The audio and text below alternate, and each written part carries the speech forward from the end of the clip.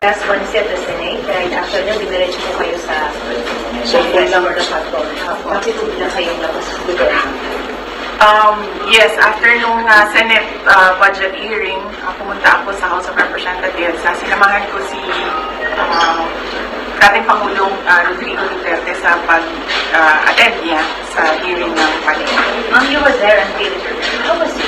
Kasi may nakuhanan ka rin dito kung bakit na. So, how was it po?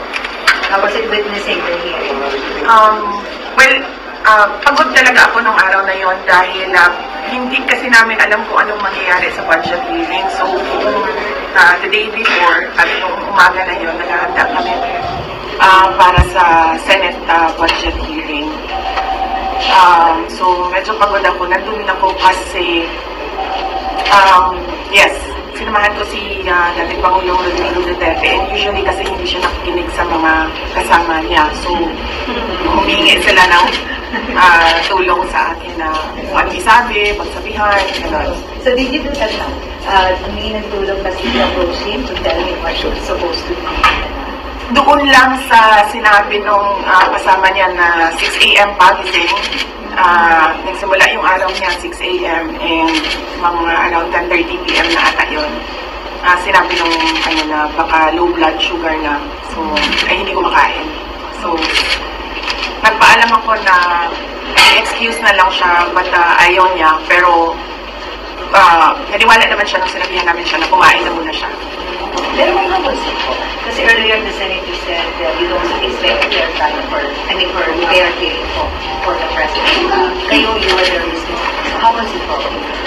Well, as a lawyer, hindi mo na talaga maintindihan kung ano ang rules na ginagamit sa mga hearings, no? And they use inquiry and investigation interchangeably. So, hindi mo alam if it's an inquiry, you're a research person, if it's an investigation, you're a witness or an accused. So, saksak sinagul na kung sa Bisaya ang nagapanghitabo.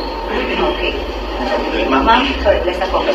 Ma'am, may mga kumalat na video. The President asked you, I think when you were holding yung napunatan, how was his performance from 1 to 10? What was your answer to him? Sabi niya, kumusta yung performance ko? And I said, the best dramatic actor. Sabi niya, you have to rate me from 1 to 10. Sabi ko, you're at 12. But you mean it? He was really at 12, ma'am. Yes. Kung bakit best dramatic actor? Kayo na lang yung umintindi namin naman sa ginagawa niya eh. Nakita. Ma'am, I know na, of course, you were there at the hearing, of course, nandun din yung karibal, si former Senator Trillanes. Of course, hindi ko siya karibal. Saan ko siya karibal? Pero ma'am, kasi parang nilay siya yung former... No contest red ha.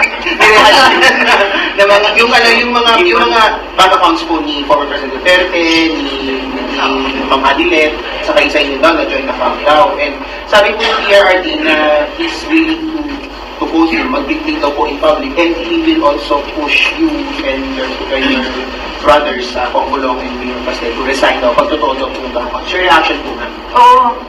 Actually, yung listahan ng bank account na yan, bank accounts, madami yan eh, di ba? Noong, kasi 2016 na nilabas, oo.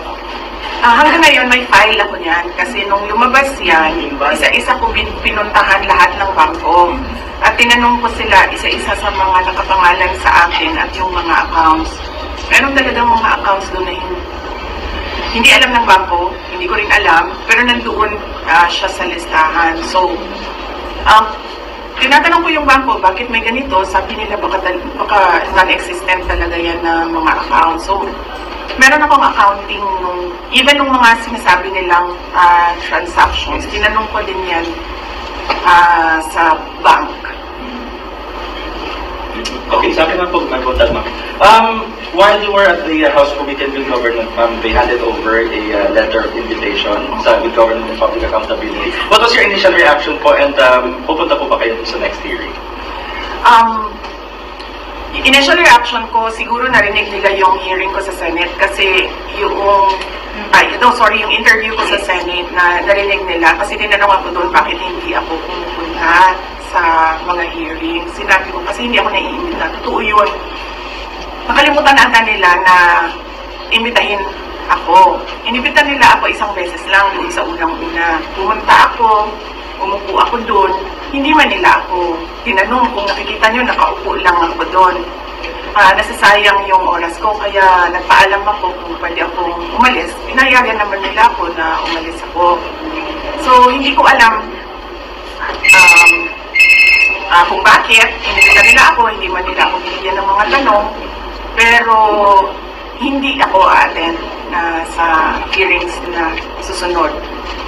Kasi nandun na ako pumunta na ako, tapos wala man sila ginawa sa akin, pinaupo lang nila ako doon. Pero we plan to send a letter, we plan to say why, and then I plan as well to submit an affidavit about the confidential funds. Under oath din naman yung affidavit na yan. And for all the others, we plan to tell them kung ano yung pwede nilang gawin sa akin. Ma'am, additional sa binigit though this is not here anymore, binagit ulit ni Fernaris yung sinasabi yung kapatid ni Loco is from Silver, even if they give your husband for mas siguro mas maayo kung sila na lang ato ang patupagon ni Ana. Sila na lang ang pasagutin natin, si Congressman Punong Duterte and si Attorney Manasseh Carlo. I'm sorry, I have to ask this. Sinabi ni Presidente sa hearing na sige, bukas na mag-investiga ng ICC. Are you worried about this statement? Kasi parang palabas na rin ang Malacanang saying that if the President should surrender himself, parang wala na rin silang mga. It's best to be answered by the lawyers. Meron din akong lawyer sa ICC, but wala. Hindi kami nagkausap kasi after nung hearing, so hindi ko alam kung anong way forward nitong ICC. Pero you think, ma'am, the family has to prepare sa naging statement ni President? I mean, the PRR. Siya siguro ang dapat maganda kasi siya yung mauunang dalhin doon. Pero, sa akin, wala pa naman sabi ng mga tinatanong namin, wala naman ako doon sa complaint, wala pa ako doon sa investigation, wala. Welcome to Team Sam TV, your channel for the latest news updates. Here, we break down the biggest stories from around the globe, covering everything from breaking news to politics. Whether you want to stay informed or just catch up on what's happening, we've got you covered. So, don't forget to subscribe and hit that notification bell so you never miss out on the latest news. Join the Team Sam TV family, and let's explore the world together, one update at a time.